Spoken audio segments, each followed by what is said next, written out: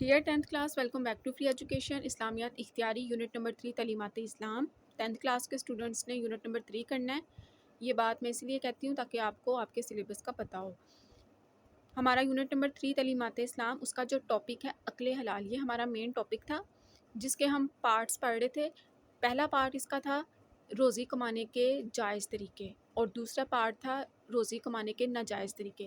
جائز طریقے جو تھے وہ ہم مکمل کر چکے ہیں، اور ناجائز طریقے جو ہیں کل ہم نے شروع کیا تھا۔ اس کا پہلا حصہ ہم نے، اس کے ٹوٹل 6 پوائنٹس تھے، 3 ہم نے کل کی کلاس میں کیے تھے۔ آج جو ہمارے ریمیننگ پوائنٹس ہیں وہ ہم آج کریں گے۔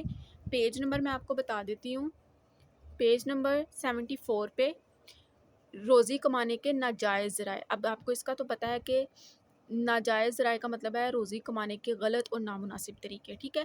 پہلا ہم نے پڑھا تھا سود، دوسرا تھا جوا، تیسرا رشوت۔ کل ہم نے یہ 3 پوائنٹس پڑھے تھے۔ آج ہم شروع کریں گے پوائنٹ نمبر 4 سے۔ پوائنٹ نمبر 4 ہے گدہ گری، پوائنٹ نمبر 5 ہے اسمگلنگ، بلیک مارکیٹنگ اور ذخیرہ اندوزی، اور پوائنٹ نمبر 6 ہے حرام اشیاء کی تجارت۔ اب گدہ گری، یہ وہ گدہ نہیں ہے جسے ہم ڈونکی کہتے ہیں۔ یہ گدہ گری کا مطلب ہوتا ہے بھیک مانگنا۔ اس کو آپ پڑھیں گے گدہ گری، سافٹ آپ نے جو ہے نا اس کو پروناؤنس کرنا ہے گدہ گری۔ گدہ گری کا مطلب ہوتا ہے بھیک مانگنا، ٹھیک ہے۔ خود محنت کرنے کی بجائے لوگوں سے بھیک مانگ کر زندگی گزارنا گدہ گری کہلاتا ہے، یعنی کہ وہ بھیک مانگنے والے کو کہتے ہیں بیگر، اور بھیک مانگنے کے عمل کو کہتے ہیں بیگنگ۔ تو گدہ گری کا مطلب ہو گیا بھیک مانگنا۔ آج کل یہ بھی روزی کمانے کا ایک ذریعہ بن چکا ہے۔ بعض لوگ کوئی کام کیے بغیر محض سائل بن کر روزی کماتے ہیں۔ اب سائل کہتے ہیں مانگنے والے شخص کو، اور معاشرے میں خرابی پیدا کرتے ہیں۔ اسلام جہاں مجبوری کی حالت میں اپنی احتیاج پیش کر کے مدد حاصل کرنے کی اجازت دیتا ہے، وہاں بلا وجہ سوال کرنے والوں کو اللہ کی لعنت کی وعید سناتا ہے۔ اب احتیاج کا مطلب ہوتا ہے اپنی ضرورت بتانا۔ مثال کے طور پر اگر کوئی انسان مجبور ہے، اسے واقعی ہی مدد کی ضرورت ہے، تو وہ اپنی مجبوری اور اپنی ضرورت بتا کے لوگوں سے مدد لے سکتا ہے۔ لیکن دوسری طرف آپ بالکل صحیح سلامت ہو، محنت کرنے کے قابل ہو، لیکن آپ نہ کر رہے ہو اور جان بوجھ کر بھیک مانگو، دوسروں کے در پہ جا کے سوال کرو، تو اللہ تعالیٰ کی طرف سے آپ کے لیے لعنت ہے۔ باغیرت انسان گدہ گری یعنی بھیک مانگنے کے عمل کو، گدہ گری کہتے ہیں بھیک مانگنے کو، کبھی رزق کمانے کا ذریعہ نہیں بنا سکتا۔ یعنی کہ جو انسان اپنی سیلف رسپیکٹ کو مینٹین رکھنا جانتا ہوگا، وہ کبھی کسی کے آگے ہاتھ نہیں پھیلائے گا، اور نہ اسلام کی حوصلہ افزائی، اور نہ اسلام اس کی حوصلہ افزائی کرتا ہے، یعنی کہ بھیک مانگنے والوں کو اسلام پسند نہیں کرتا۔ گدہ گری ذلیل انسانوں کا شیوا ہے۔ شیوا کہتے ہیں عادت کو یا طریقہ یا پیشہ۔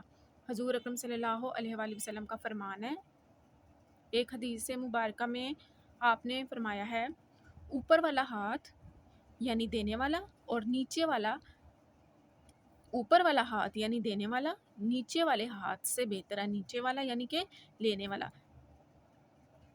اوپر والا ہاتھ مراد جو انسان کسی کو دیتا ہے کچھ، اور نیچے والا ہاتھ سے مراد لینے والا شخص۔ اس کی اگزامپل ہے، جو شخص دوسروں کی مدد کرتا ہے، صدقہ دیتا ہے یا ضرورت مندوں کو کچھ دیتا ہے، وہ اس شخص سے بہت بہتر ہے جو دوسروں سے مانگتا ہے۔ جو شخص دوسروں کی مدد کرتا ہے، صدقہ دیتا ہے یا ضرورت مندوں کو کچھ دیتا ہے، وہ اس شخص سے بہتر ہے جو دوسروں سے مانگتا ہے۔ یہاں پہ یہ بات کی گئی ہے کہ دینے والا جو ہے نا، جو اللہ کی راہ میں دیتا ہے اور جو مدد کرتا ہے، وہ بہتر انسان ہے اس شخص کی نسبت جو دوسروں کے آگے ہر وقت ہاتھ پھیلاتا رہتا ہے، بھیک مانگتا رہتا ہے۔ نیکسٹ ہمارا پوائنٹ ہے اسمگلنگ، بلیک مارکیٹنگ اور ذخیرہ اندوزی۔ سب سے پہلے میں آپ کو یہ 3 پوائنٹس جو ہیں ان کو بتاتی ہوں کہ ان کا کیا مطلب ہوتا ہے۔ اسمگلنگ ایک الگ ٹاپک ہے، یعنی کہ ایک الگ پوائنٹ ہے، بلیک مارکیٹنگ الگ پوائنٹ ہے، اور ذخیرہ اندوزی ایک الگ پوائنٹ ہے۔ اس کا مطلب کیا ہوتا ہے یہ میں آپ کو آسان الفاظ میں سمجھاتی ہوں۔ اسمگلنگ کا مطلب ہوتا ہے قانون کو توڑ کر یا حکومت سے چھپا کر سامان کو ایک جگہ سے دوسری جگہ لے جانا یا لانا اسمگلنگ کہلاتا ہے۔ مثال کے طور پر کوئی شخص جو ہے وہ چوری چھپے اپنے ملک سے جو ہے سامان دوسرے ملک پہنچاتا ہے، اور حکومت کو بھی نہیں پتہ، اور قانون بھی جو ہے اس کو بھی وہ یعنی کہ دھوکہ دے کر، حکومت اور قانون کو دھوکہ دے کر سامان جو ہے وہ ایک جگہ سے دوسری جگہ پہنچا رہا ہے، اس کو کہتے ہیں اسمگلنگ۔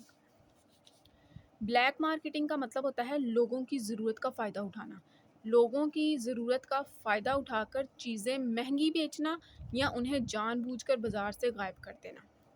اور تیسری جو ہمارا جو تیسرا پوائنٹ ہے ذخیرہ اندوزی، اس کا مطلب ہوتا ہے ضرورت کی چیزوں کو پہلے جمع کر کے رکھنا تاکہ بعد میں مہنگے داموں فروخت کیا جا سکے۔ اب اس کو میں اور آسان کر دیتی ہوں۔ سمگلنگ کا مطلب تو ہو گیا کہ قانون اور حکومت سے چھپا کر ایک ملک سے دوسرے ملک چیزیں بھیجنا، یعنی کہ حکومت کو بھی نہیں پتہ اور آپ قانون جو ہے اس کو بھی توڑ رہے ہیں، اور یہ ایک غیر قانونی اور غیر اخلاقی حرکت ہے۔ اور بلیک مارکیٹنگ کا مطلب ہو گیا کہ چیزوں کو پہلے چھپا کے رکھنا، بعد میں ان کو اضافی قیمت لگا کے دوسروں کو سیل کرنا، دوسروں کی مجبوری کا فائدہ اٹھانا، یہ لوگوں کے لیے نقصان کا سبب بنتی ہے چیز۔ ذخیرہ اندوزی کا مطلب ہوتا ہے چیزوں کو لا کے سٹور کر لینا اور پھر جب دیکھنا کہ مارکیٹ میں وہ چیز ختم ہو گئی ہے، اس کی شارٹیج ہے، اب لوگوں کو اس کی ضرورت ہے، تو پھر اسی چیز کو اپنی قیمت لگا کے دگنی تگنی قیمت لگا کے بیچنا، یہ ذخیرہ اندوزی ہے۔ کسی چیز کو غیر مناسب یا بہت زیادہ قیمت پر بیچ کر غلط طریقے سے فائدہ حاصل کرنا ناجائز منافع خوری بھی ہے۔ تجارت کا مطلب ہوتا ہے ٹریڈنگ، ٹھیک ہے، ہم نے یہ پیچھے بھی پڑھا تھا کہ خرید و فروخت کا کاروبار، یعنی کہ چیزوں کو خرید کے بیچنا، اس کو ہم تجارت کہتے ہیں۔ تجارت کے سلسلے میں بعض صورتیں جن میں مکر و فریب یعنی دھوکہ، چالاکی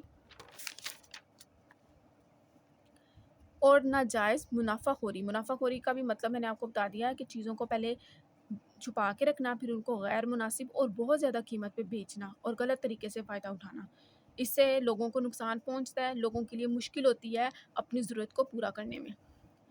تجارت کے سلسلے میں بعض صورتیں جن میں مکر و فریب یعنی چالاکی اور دھوکہ، حق تلفی، کسی کا حق مار دینا اور ناجائز منافع خوری شامل ہو، اسلام میں حرام ہے۔ ان میں سے ایک سمگلنگ بھی ہے۔ سمگلنگ میں انسان اپنے ملک کا مال جس کی اہل وطن کو ضرورت ہوتی ہے دوسرے ملک کو خفیہ ذرائع سے صرف ناجائز دولت کی خاطر بیچتا ہے اور اسی کو اپنی روزی کا ذریعہ بنا لیتا ہے۔ سمگلر ایک غدار وطن ہے، اور ایسی روزی جس میں وطن کے ساتھ غداری ہو اسلام میں کیسے حلال ہو سکتی ہے؟ یہی حال بلیک مارکیٹنگ اور ذخیرہ اندوزی کا ہے۔ انسان کو چاہیے کہ جائز ذرائع سے اپنی روزی کمائے اور ناجائز ذرائع سے روزی کما کر اپنی عاقبت خراب نہ کرے۔ عاقبت کا مطلب ہے آخرت، یعنی نتیجہ، آخری وقت۔ ایسی روزی جس کے ذریعے اہل وطن کا صریح نقصان ہو، یعنی کہ شدید نقصان ہو، اور جو وطن کے ساتھ غداری کے مترادف ہو، اسلام میں کیسے حلال ہو سکتی ہے؟ یہی حال چور بازاری اور ذخیرہ اندوزی، سمگلنگ اور منشیات کے کاروبار کا ہے۔ ذخیرہ اندوزی اور بلیک مارکیٹنگ میں فرق کیا ہے؟ ذخیرہ کا مطلب ہوتا ہے کسی چیز کو جمع کرنا، چیزیں جمع کر کے چھپا لینا، اور بلیک مارکیٹنگ کا فرق ہوتا ہے کہ وہ جو چیزیں چھپائی ہوئی ہیں پھر ان کے اوپر اپنی طرف سے دگنی تگنی قیمت لگا کر غیر قانونی طریقے سے انہیں بیچنا اور لوگوں کی مجبوری کا فائدہ اٹھانا۔ لاسٹ پوائنٹ ہے ہمارا حرام اشیاء کی تجارت۔ اب تجارت کا مطلب کیا ہوتا ہے؟ خرید و فروخت کا کاروبار، یعنی چیزوں کو خرید کے پھر ان کو بیچنے کا کاروبار۔ حرام اشیاء یعنی کہ انلیگل جو آپ کی پروڈکٹس ہیں ان کی بات ہو رہی ہے۔ حرام اشیاء کی خرید و فروخت کا کاروبار۔ اسلام حرام اشیاء کی تجارت سے کمائی ہوئی دولت کو ناجائز قرار دیتا ہے، یعنی ایسا بزنس، ایسی ٹریڈنگ جس میں آپ نے جو انلیگل پروڈکٹس ہیں ان کی جو ہے ان کو بائی کیا، سیل کیا، ان کی طرف سے جو پیسہ آپ کو ملتا ہے وہ حرام ہے، اور اسلام جو ہے حرام چیزوں کی تجارت کی اجازت نہیں دیتا۔ اسلام نے تمام ایسی چیزوں کے نہ صرف استعمال کو بلکہ ان کے لین دین اور کاروبار کو بھی حرام قرار دیا ہے، جو فرد یا معاشرے کی جسمانی، ذہنی، اخلاقی اور روحانی زندگی کو نقصان پہنچاتی ہیں اور اسلامی معاشرے میں بگاڑ پیدا کرتی ہیں۔ مثلاً اسلام نے شراب اور دیگر تمام نشہ آور اشیاء کو حرام قرار دینے کے ساتھ ان کی خرید و فروخت، ان کی صنعت و تیاری، اب صنعت و تیاری کا مطلب ہوتا ہے فیکٹریوں یا کارخانوں میں مختلف چیزیں بنانے کا عمل، لیکن اب جو حرام چیزیں ہیں اسلام نے ان کی تیاری پر، چاہے وہ آپ گھروں پہ بنائیں یا فیکٹریوں میں مشینوں کی مدد سے بنائیں، ہاتھوں سے یا مشینوں کی مدد سے وہ چیز بن رہی ہے، اگر وہ حرام ہے تو آپ کی وہ چیز جو ہے اس سے جو آپ کو کمائی حاصل ہوگی وہ بھی حرام ہے۔ اب صنعت و تیاری کا مطلب ہو گیا یا فیکٹری اور کارخانوں میں بنائی گئی چیزیں۔ نقل و حمل کا مطلب ہوتا ہے چیزوں یا لوگوں کو ایک جگہ سے دوسری جگہ پہنچانا۔ اب ادھر نقل و حمل کا مطلب ہو گیا کہ وہ جو حرام چیزیں آپ نے تجارت کی ہے، حرام اشیاء کی جو آپ ڈیلنگ کر رہے ہو، بزنس کر رہے ہو، ان کو ایک جگہ سے دوسری جگہ پہنچانا، اس کے اوپر اسلام جو ہے سخت جو ہے وہ وعید سناتا ہے۔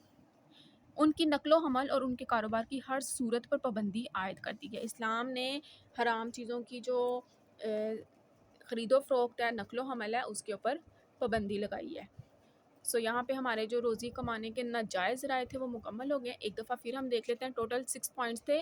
پہلا تھا سود، دوسرا جوا، تیسرا رشوت، چوتھا گدہ گری، پانچواں اسمگلنگ، بلیک مارکیٹنگ اور ذخیرہ اندوزی، اور چھٹا پوائنٹ تھا حرام اشیاء کی تجارت۔ آج ہمارا جو مین ٹاپک تھا عقل حلال وہ مکمل ہو گیا ہے۔ آئی ہوپ کہ اب آپ اس ٹاپک کو آسانی سے تیار کر سکتے ہیں۔ Stay connected and stay blessed.